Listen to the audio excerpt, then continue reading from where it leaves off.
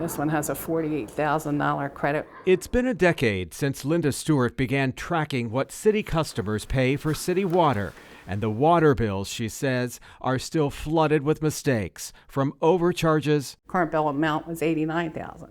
to undercharges. I've seen the bill be $5,000 here before. So many, she says, make little sense. Did they end up paying that $438,000? They were billed it. There was the $400,000 water bill issued to a school with no students. But that's for a boarded up school that it varies that much. And there was the $9,200 water bill issued to a Curtis Bay water fountain that had no water. All the taxpayers are being charged for it. We first told you about it back in 2007. You come over, you put your foot on the pedal, no water comes out.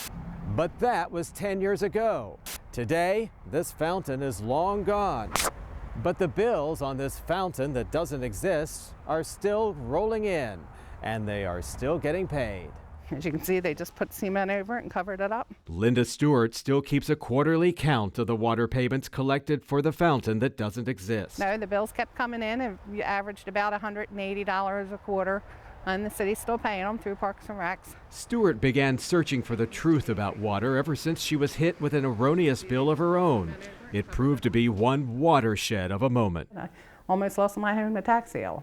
I let it go that far because I wasn't going to pay a bill I didn't think was right. When the city launched its own investigation 5 years ago, it uncovered more than $9 million in overcharges. At the time, the city promised refunds and reforms.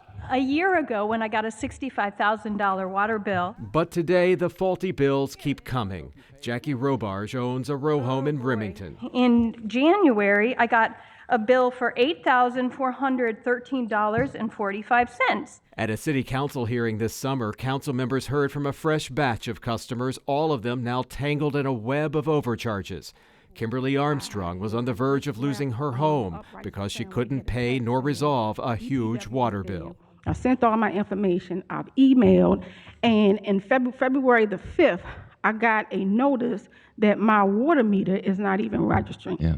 But I got a $2,500 water bill. No, Ms. Armstrong, I appreciate that. And the thing is, we can't do anything about that. What the city is doing is employing a new round of reforms, adding 400,000 electronic meters and issuing water bills on a monthly instead of quarterly basis, a move aimed at more quickly identifying any future discrepancies. 5 months into a problem, get hit with a bill that if you'd known about right away, you could have figured out. And nor will there ever be this type of systematic change that won't have its hiccups, and I expect this to have its hiccups as well. If customers do receive questionable bills and aren't satisfied with customer service, the city urges them to ask for a supervisor, request a meter test from the city, and even appeal the questionable bill. It surprises me the amount of cover-up going on. Linda Stewart believes this latest round of reforms will do little to resuscitate customers who are still drowning in a flood of problems. The city's just going to keep ripping people off.